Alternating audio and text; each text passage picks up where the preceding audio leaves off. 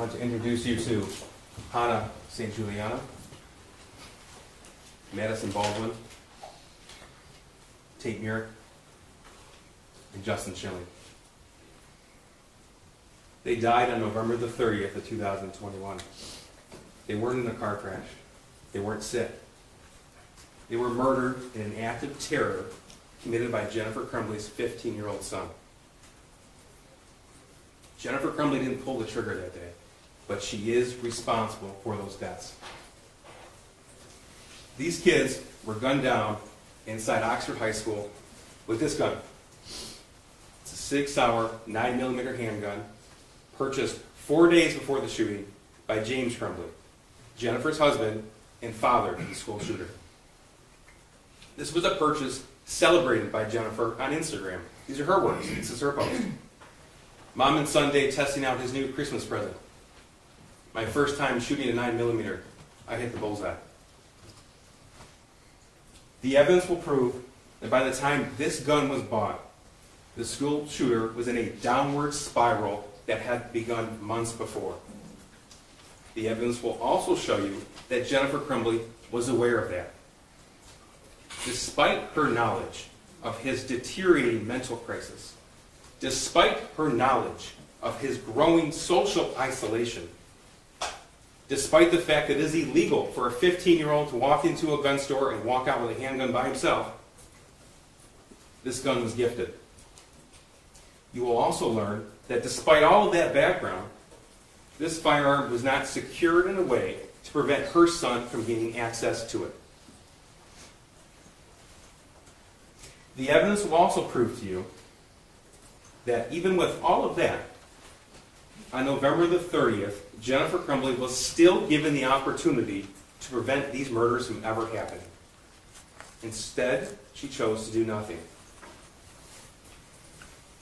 This drawing, this math worksheet, was sent to her November the 30th, 2021 at 9:30 in the morning.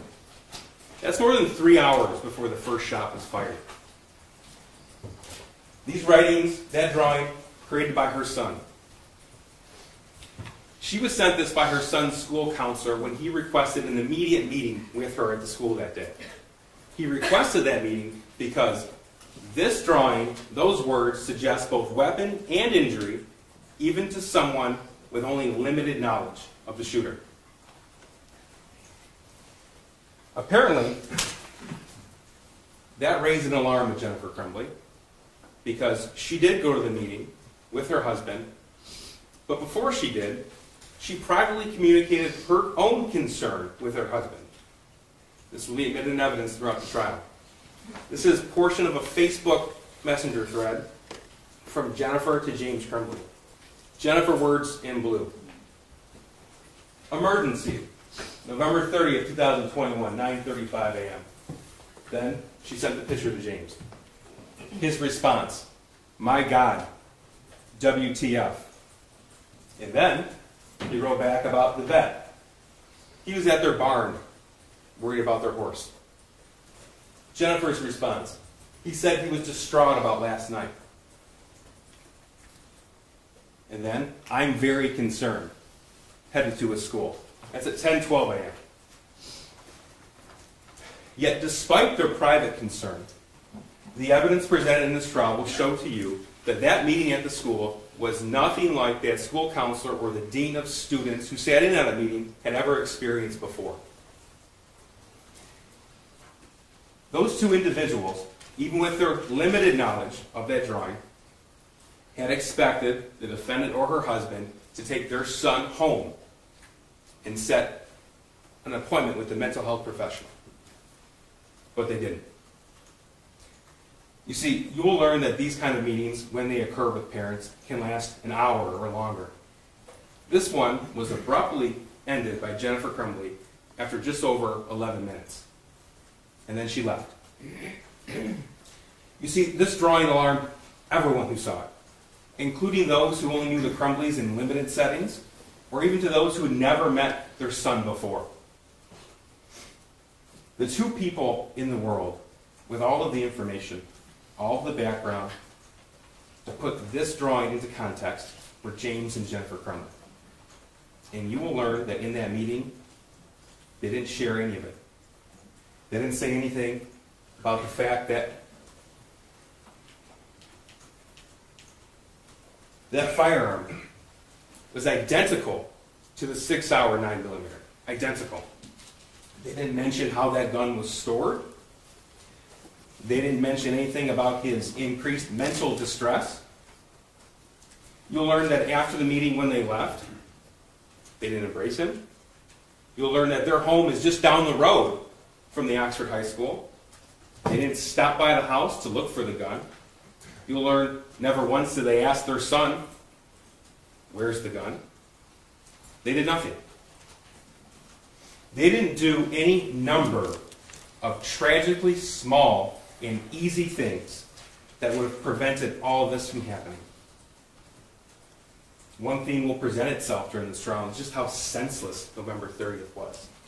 And that's because of all of the easy, ordinary things for someone to do that nobody did. What I just outlined to you is a snapshot of the evidence that will be presented in this case. You will hear the facts and the evidence from the witnesses. You will hear from between 20 and 25 of those witnesses. You're going to see over 400 exhibits. You're going to hear from witnesses who were in law enforcement. You're going to hear from individuals who worked for Oxford High School. You'll hear from people who knew Jennifer Crumbley in social situations and those who worked with Jennifer Crumbley. You're going to hear from victims in this case as well, those who were inside the school on November the 30th. You're going to learn a little bit about the scope of the investigation. You'll learn that during this trial, the defendant's cell phone, her husband's cell phone, and their son's cell phone were seized. They were all forensically analyzed. Through all of that data received, in addition to data obtained through cell phone towers, social media search warrants, through information received through banking records, GPS pings, from gun ranges, all this information will be presented to you, and you'll be able to obtain a digital footprint of the Crumbley family. And you'll get an idea, you'll get a view into the Crumbley life in the days, the weeks, the months preceding the shooting. You're also going to learn a little bit about the aftermath of the shooting. Specifically, you're going to see a pattern emerge in Jennifer Crumbley after the shooting on November 30th. That pattern will include and show you that she immediately began to downplay and downright lie about her level of knowledge of her son and that weapon and that drawing on November the 30th. This pattern will continue up until the time that she and her husband are found hiding from the police in Detroit. This pattern will show you that her first instinct was to lie, her second was to run. Now, the evidence will show you that she didn't pull the trigger, but she's responsible. But there is no claim that she gifted that firearm to her son knowing he was going to commit the attack. There's no claim that she wanted him to commit the attack. So how can she be held responsible when her son pulled the trigger? And the answer is, she's not charged with murder. She's charged with involuntary manslaughter. You see, murder it's an intentional killing. Involuntary manslaughter, by definition, is unintentional. It's rooted in negligence. You've heard Judge Matthews tell you that every crime is made with something called elements. This is no exception. You're going to learn that involuntary manslaughter is committed when someone's acts or their failures to act or their failures to perform their legal duty were grossly negligent, and that gross negligence was a cause of death. A cause of death, not the cause of death. And that's very important because, as you've heard, and you'll hear it again and again in this trial, that in a case such as this, when somebody else was a cause of death, the person who was grossly negligent can and still will be held responsible. That is, if the person who pulled the trigger, if the shooter in this case, his act was reasonably foreseeable to the defendant. To the defendant, specific to her, not to everybody else in the world. Not to a stranger, not to a teacher, but to his mother, one of the two people in the world who raised him, who lived with him for 15 years. One of the two people in the world who had all the information necessary to put that drawing into context. So what's gross negligence? You will learn that it is a willful disregard of danger. Gross negligence is when you could use ordinary care, just ordinary care, to avoid a known danger, and you don't, even though it is apparent that serious injury could occur. And that's what this case is about. It's about Jennifer Crumbley's willful disregard of the danger that she knew of. That's why we're here. We're not here to talk about good parenting or bad parenting. It's not illegal to be a bad parent. We're not here to put restrictions on gun owners. That's not our job. That's not your job. That's for lawmakers. We're not here to talk about who else might be culpable or who else you think shares some blame. You will learn about the meeting on November the 30th. You may not like the fact that neither the school counselor nor the dean of students searched the school shooter's backpack. That's okay. That's okay. Because that does not mitigate Jennifer Crumbley's culpability. You're going to learn a whole lot about James Crumbley and their son. But James, he's not on trial today. He has another trial in front of another jury. Their son, his case is over. He's already been charged and convicted and sentenced for terrorism causing death and first-degree murder. Today is Jennifer's turn to stand trial. And you will evaluate the evidence as it pertains to her and her own life. We're here because when Jennifer looked at this drawing, she didn't look at it the way a stranger would. When she looked at this drawing, she looked at it knowing the context and the origin. And when someone with that kind of information looks at this, the unimaginable becomes predictable. It becomes reasonably foreseeable. That's why, even though she didn't pull the trigger on November the 30th, she's responsible for those deaths. I ask that during this trial you listen to the testimony, you review the evidence, and you follow the law. If you do that, you will undoubtedly reach a fair and just verdict. If you do that, you will find this defendant guilty as charged. Thank you.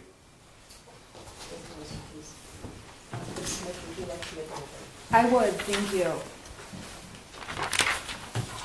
Your Honor, is it okay if I just move this? Oh, you can move it anywhere you want. There's a lot of stuff. There's cords and stuff. So I'm sorry. Sean, can you just help me? I'm going to pull it just forward. watch this through forward. And I'm going to keep it to the side because I don't need it. Okay. I just have a few notes. Sure. Good.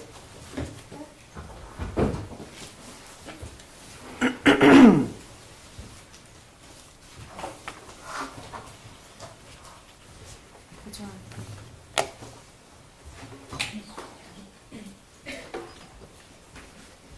Sorry, Judge. Just trying to get this. Okay.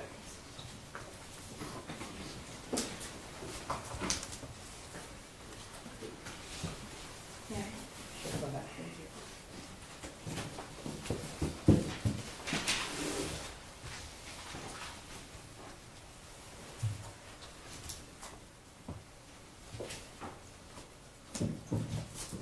On my way to court today, I blasted Taylor Swift to warm up my voice and calm my nerves. And there was a line in one of her songs that summarized what this case is about. Band-Aids don't stop bullet holes. And that's what this case is about. It's about the prosecution attempting to put a Band-Aid on problems that can't be fixed with a Band-Aid. The prosecution has charged Jennifer Crumbley with involuntary manslaughter in an effort to make the community feel better, in an effort to make people feel like someone is being held responsible, in an effort to send a message to gun owners, and none of those problems will be solved by charging Jennifer Crumbley with involuntary manslaughter. It's the same effect as when your child comes to you with a boo-boo and you give them a Band-Aid that they put on that doesn't take away the pain and can't undo what's happened to them. And in this case, a Band-Aid will never bring back the lives that were lost by Hannah, Justin, Tate, and Madison Baldwin. And the evidence in this case is absolutely horrific. Much of the evidence is going to make you sick and disgusted and scare you, traumatize you, and quite frankly, there's no reason the evidence needs to be shown. Mrs. Crumbley, myself, everyone in this courtroom agrees that on November 30th, 2021, the worst possible thing happened when Ethan Crumbley used a gun and terrorized the Oxford High School. So as you are watching the evidence, I ask you to keep in mind that much of what the prosecution is going to show you is going to alarm you and disgust you and be horrifically sad and tragic. But that evidence is about about the shooter. And in this case, we have agreed to call Jennifer Crumbley's son the shooter because he is the shooter and he is the one, as you will see from the evidence, who was responsible for the tragedy that unfolded on November 30th of 2021.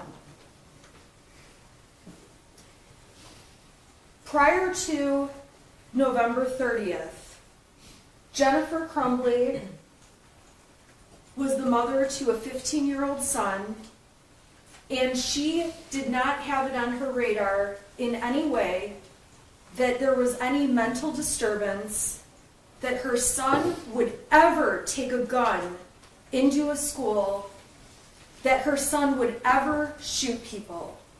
The evidence at trial is going to show you that Jennifer Crumbley did the best she could as a mother to a child who grew up into a teenager and had no way to know what was going to happen. Jennifer Crumbley raised a son that she took to soccer practice, basketball, bowling.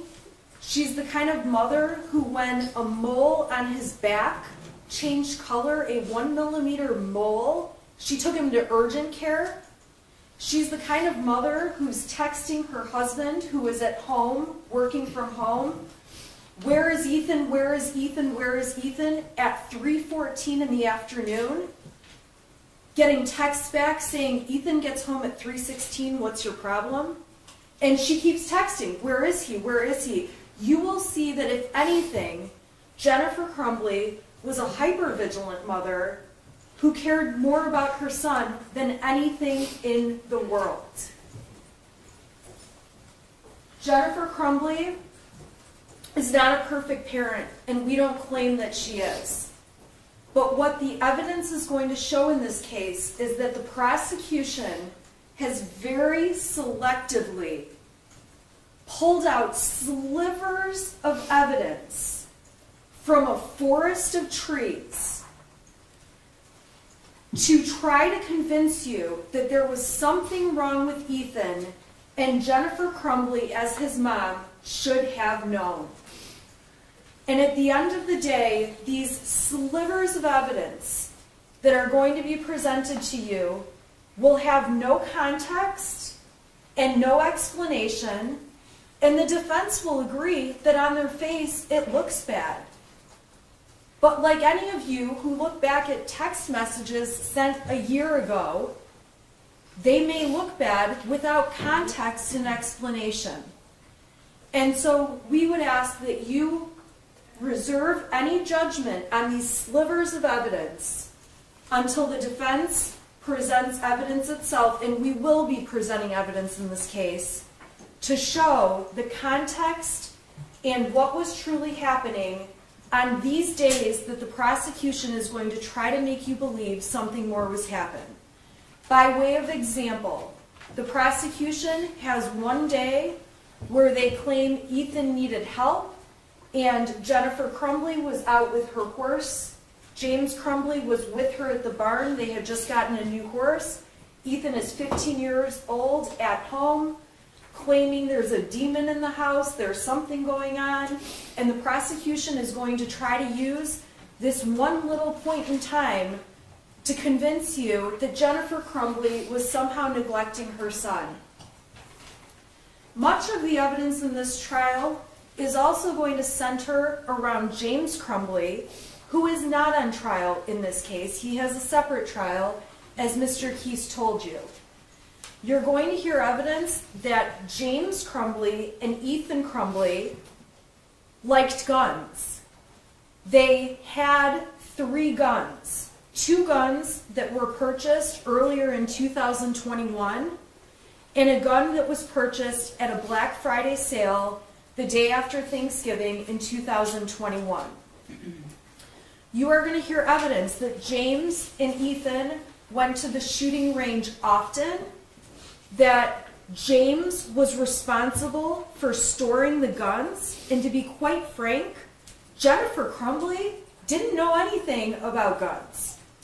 Jennifer Crumbley, you will hear evidence, she went to the shooting range one time with James and the shooter, and she went a second time after the gun was bought. She was attempting to find a way to spend time with her son, who had just lost a dog, his friend had moved away from him. She's trying to find a way to connect to him, but on that day, when Jennifer Crumbley went to the shooting range, you will hear evidence that she didn't even know where the gun was or how to put it in the car.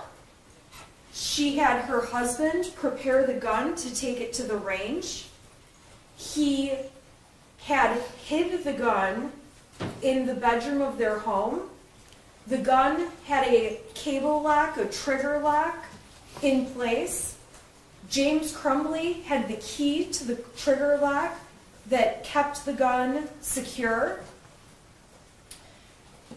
James Crumbley used the trigger lock key, took the cable lock off, put the gun in the back of Miss Crumbley's car.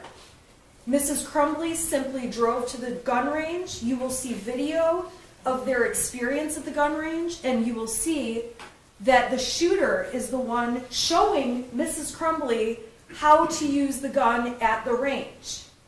And when they're done at the range, the gun was placed back in the back seat of the car, not back seat, but the back of an SUV. And Jennifer Crumbley drove home, and not being responsible for storing the gun and not even knowing where the gun specifically was placed, Jennifer Crumbley left the gun locked in the trunk, the back part of her SUV, and James Crumbley was responsible for getting the gun out, putting the trigger lock back on, storing the gun, and Mrs. Crumbley had nothing to do with that part of what happened. Over the next couple of days, this is right after Thanksgiving, the family is picking out their Christmas tree, talking about Christmas presents. There was certainly some sadness in the shooter's life, but nothing that would have amounted to any reason to believe he's going to shoot people or commit a school shooting. You will hear testimony that on the day of the shooting, Jennifer Crumbley went to work. She is essentially the breadwinner at this time. Mr. Crumbley was in between jobs. He's about to get a job offer. Mrs. Crumbley is trying to keep the household finances up. She's at work, and she finds out through an email and text message that her son has drawn this alarming drawing the prosecution put on the screen. Jennifer freaks out when she sees the drawing. you will see the text messages that show she's urgently texting her husband, emergency, call me now, and she races out of work and goes to the school. Upon arriving at the school, she meets with Sean Hopkins, the school counselor. She meets with Nick Ejak, the school principal, and she meets with James Crumbley and the shooter. And they are all in a room together where the shooter explains why he has put together this drawing and what the drawing means. The family and the school talk about how a counselor would be a good idea for the shooter to get into some kind of counseling. The meeting is not nearly as severe as Mrs. Crumbley was initially expecting. Trained professionals at the school who evaluate children represent that the shooter is of no risk to anyone and they allow him to stay in school. The testimony will show this is not a situation where Jennifer Crumbley refused to take her child from the school. She was provided the option of take him home or leave him here. The shooter struggled when they had online school during COVID. It caused him great anxiety to miss school, and he wanted to stay that day. The school was fine with it. Mrs. Crumbley did leave the school and left the shooter at the school, not knowing he was going to become the shooter within the next few hours. Jennifer Crumbley, the evidence is going to show you, returns to work, and suddenly there is news that there's an open shooter at Oxford. Jennifer Crumbley, it's not even on her radar that her son would be the one with the gun doing anything. Her immediate concern is that her son may be hurt. As she is driving to the school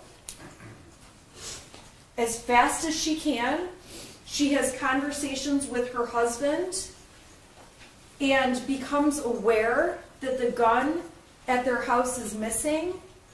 And in Jennifer Crumbley's mind, and you will hear evidence of this, she believes that perhaps her son has done something stupid, like taken the gun and shot it in the air or done something. She knows he's still alive and believes that it's going to be okay. Whatever's happened, they can cross that bridge. A little bit later, there's more conversations, and Mrs. Crumbley becomes concerned that the shooter is actually attempting suicide, and Jennifer Crumbley texts her son, "Ethan, don't do it." It still has not crossed her mind that he would ever shoot another person.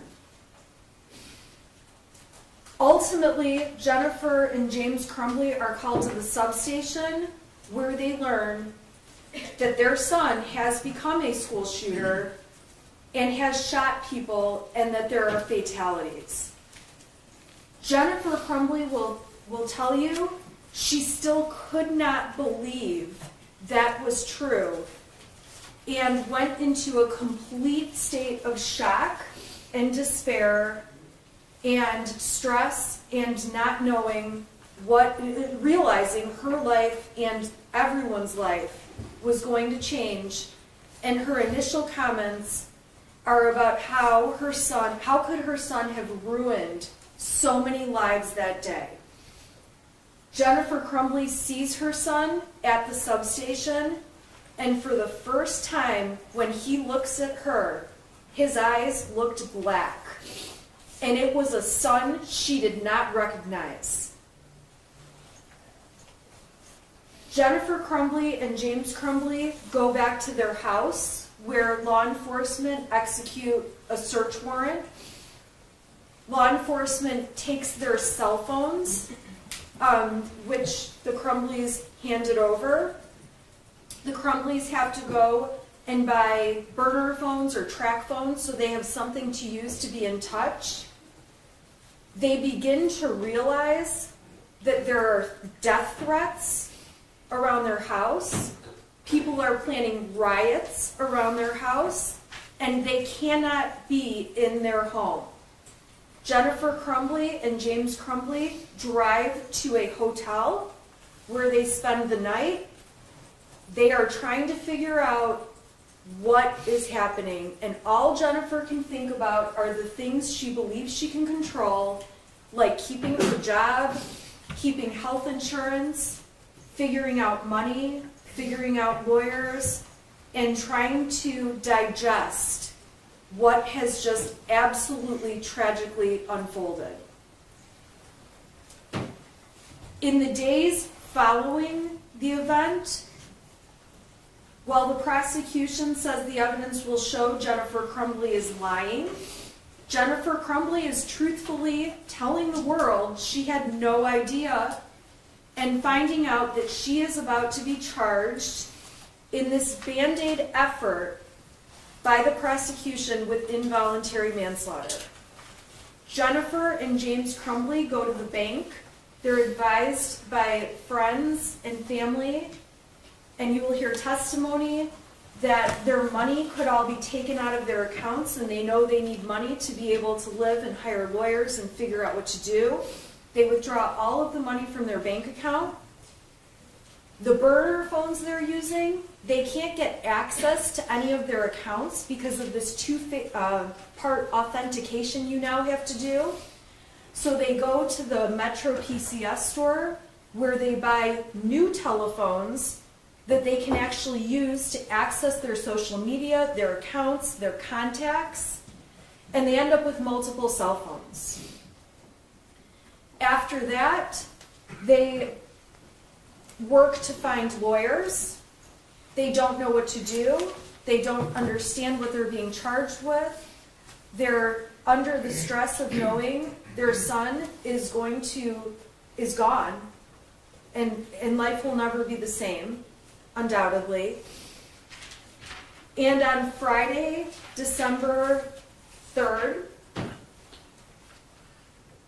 the Crumbleys find out when a press conference is held that they are being charged with 4 counts of involuntary manslaughter. And at that point, they attempt to try to figure out what to do, where to stay, where to go, what to do. And they ultimately ask a friend if they can stay at his art studio until they know where to go and what to do. They make plans to turn themselves into the court on Saturday morning, because remember, this is late in the day Friday. Saturday morning at 8:30 when the court opens up and does weekend arraignments. And overnight, the prosecutor's office, the sheriff's department, the fugitive apprehension team, the U.S. Marshals have a statewide search claiming that James Crumbley and Jennifer Crumbley are on the lam. They are running, they are fleeing, they are trying to avoid charges, and it couldn't be any further from the truth.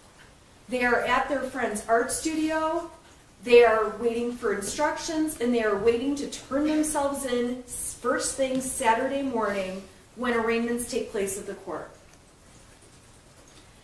James and Jennifer Crumbley are sleeping on a mattress in the middle of the night. When police locate them, you will hear evidence. They're not really hiding. They're standing outside their car, their vehicle, smoking cigarettes. They're standing outside their car, talking on the telephone. They're communicating with various people they know. There's absolutely no evidence to suggest that they're fleeing. You will see body camera footage where when police come into the art studio to find them dead asleep on this mattress, they are cooperative, they are taken into custody, and they are arrested. The prosecution has grossly misconstrued facts in this case, and I ask that you wait to make any judgment until all of the evidence has been presented and you have seen every detail of it, including Jennifer Crumbley's testimony And she is going to take the stand and tell you about her life with her son, about the day he became the shooter, and about the day he did something she could have never anticipated or fathomed or predicted. She will tell you that when she saw the materials in this case, she learned that her son had not been her son for months, that he had been manipulating her, that he had been hiding things from her, that he had been sending text messages, alarming text messages, to other people. You will hear that the school never advised Mrs. Crumbley of problematic issues that if she had heard about, she would have jumped right on top of it. Despite the fact, the evidence will show that Mrs. Crumbley is on power schools, managing missing assignments by her son and his grades. The school never told her about times the shooter was trying to sleep in class, about a test he had failed, about the shooter being called to the office. She was never informed. You will hear testimony she was never informed that the shooter wrote an autobiographical get-to-know-you poster where he says he feels terrible and his family's a mistake. The school never notified Mrs. Crumbley of this. You will hear testimony that the school never notified Mrs. Crumbley that the shooter was having a, quote, rough time when he spoke to the school counselor. You will hear testimony that the school never notified Ms. Crumbley that previous work found in the shooter's files showed that it leaned a little bit towards the violent side. You will hear testimony that the school never told Mrs. Crumbley about an index card the shooter wrote in class that had odd responses with a drawing of a loaded gun magazine and a person holding it out.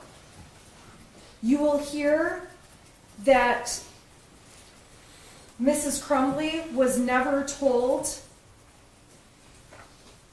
much of the information the school had. And so when the prosecution is urging you not to assign fault to anyone else, at the end of the day, we ask that you pay attention to the evidence that Mrs. Crumbley knew. And quite frankly, when you evaluate that evidence and know what she knew and what she didn't know, and learn the context behind the slivers of evidence this prosecution's presenting, you will see that this was absolutely not foreseeable, this was absolutely not expected, and I am going to ask that you find Jennifer Crumbley not guilty of involuntary manslaughter. Thank you, Ms. Smith. Please.